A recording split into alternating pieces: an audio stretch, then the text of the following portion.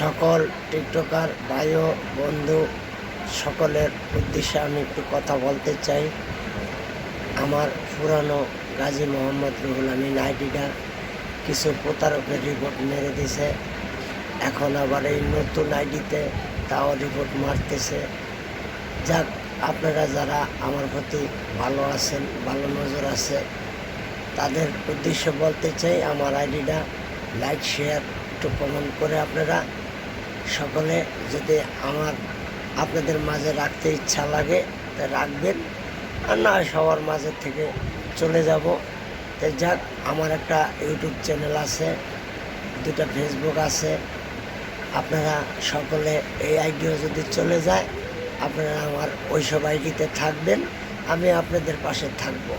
সকলকে ধন্যবাদ রইল। আসসালামু আলাইকুম রহমতুল্লাহ।